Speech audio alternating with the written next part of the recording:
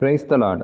இன்றைக்கான வசனம், நீ வெட்கப்படாத ஊழியக்காரனாயும் சத்திய வசனத்தை நிதானமாய் பகுத்து போதிக்கிறவனாயும் உன்னை தேவனுக்கு முன்பாக உத்தமனாக நிறுத்தும்படி ஜாக்கிரதையாயிரு. இந்த வசனத்தில் நிறைய விஷயத்தை ஆண்டவர் சொல்கிறார். முதலாவது, வெட்கப்படாத ஊழியக்காரனாக இருக்கணும். எதற்கு வெட்கப்படக்கூடாது அப்படின்னா, தேவனுடைய சுவிசேஷத்தை அறிவிக்கிறதற்கு வெட்கப்படாதவனாய் இருக்கணும். தேவனுடைய சத்திய வார்த்தைகளை பேசுகிறதற்கு வெட்கப்படாதவனாய் இருக்கணும்.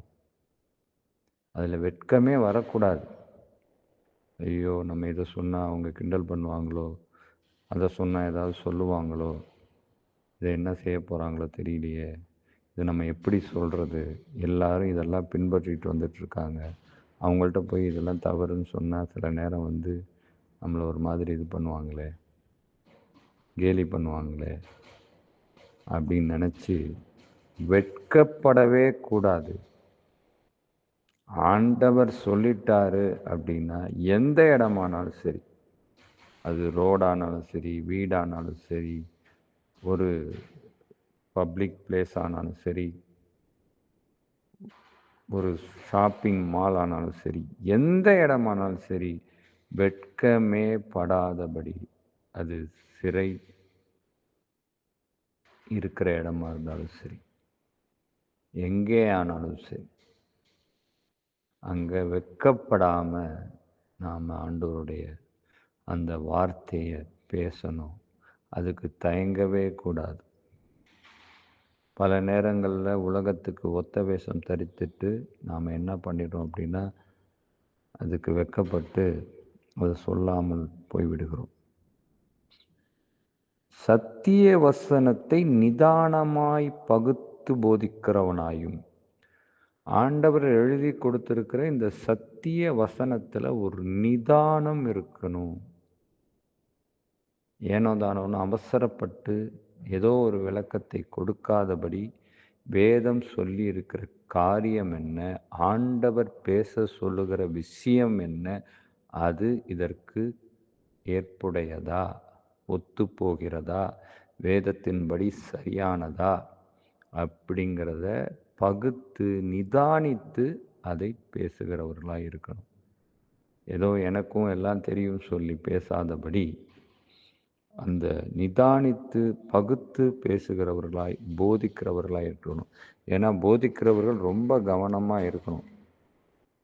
ஏன்னா போதிக்கிறவர்கள் தவறான வார்த்தைகளை சொல்லும்போது அதை அறியாத சிலர் அதை பின்பற்றி அவங்க வாழ்க்கையை அழிந்து போகிற விஷயமாகிறது. அதனால போதிக்கிறவர்கள் கவனமாய் போதிக்க வேண்டும்.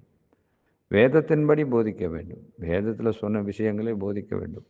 அதை போதிக்காமல் மாத்திரம் இருக்கக்கூடாது. இதை சொன்னால் ஏற்றுக்கொள்ள மாட்டாங்கன்னு சொல்லிட்டு நம்ம போதிக்காமல் இருக்கக்கூடாது.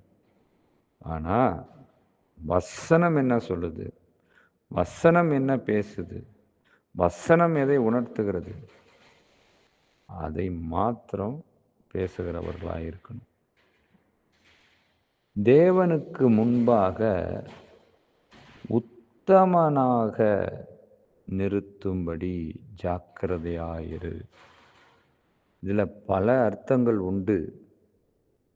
முதலாவது, தேவனுக்கு முன்பாக நாம் பரிசுத்தவான்களாய், குற்றவாளிகளாய் அல்லாமல் நீதிமான்களாய், நல்ல தேவ பிள்ளையாய் நாம் தேவனுக்கு முன்பாக நிற்கணும்.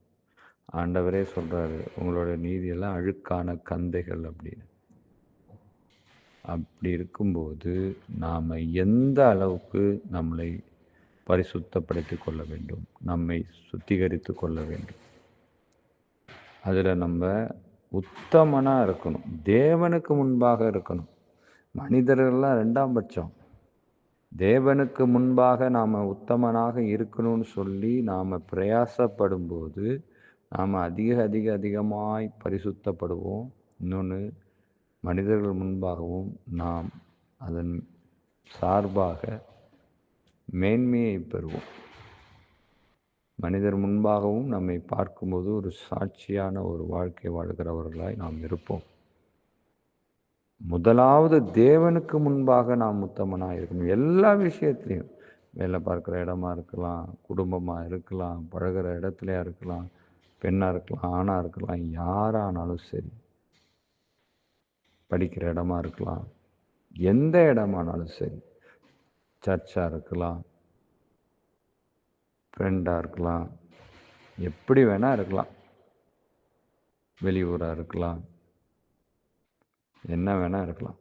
ஆனால் தேவனுக்கு முன்பாக உத்தமனாய் இருக்க வேண்டும். அந்த உத்தமத்தை லோத்து அந்த சோதோம் கொமோரா பட்டணத்தில் காத்து கொண்டார்.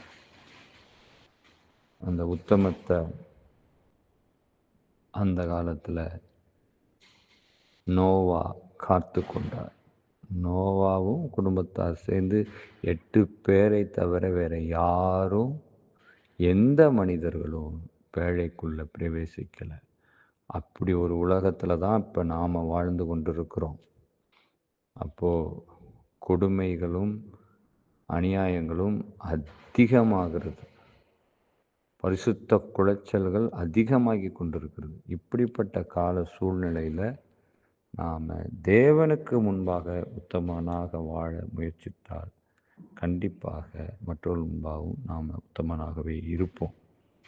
இதிலேருந்து நாம் தெரிந்து கொள்ள வேண்டிய விஷயம், கற்றுக்கொள்ள வேண்டிய விஷயம் என்ன அப்படின்னா, தேவ வசனத்தை சத்தியத்தை பேசுகிறதுல நிதானத்தோட ஞானத்தோட பகுத்து ஆராய்ந்து போதிக்கணும். ஊழியக்காரர்கள் தேவனுடைய சுவிசேஷத்தை அறிவிக்க, தேவனுடைய வார்த்தையை அறிவிக்க வெட்கப்படக்கூடாது. தேவனுக்கு முன்பாக உத்தமனாக நடக்கணும். ஊழியக்காரன் சொல்லிட்டு அநியாயம் பண்ணிட்டு அக்கிரமம் பண்ணிட்டு இருக்கக்கூடாது. உத்தமனாக இருக்கணும். சாட்சி உள்ள வாழ்க்கை வாழணும். காதுள்ளவர்கள் கேட்க கடவர்கள். ஆமென்.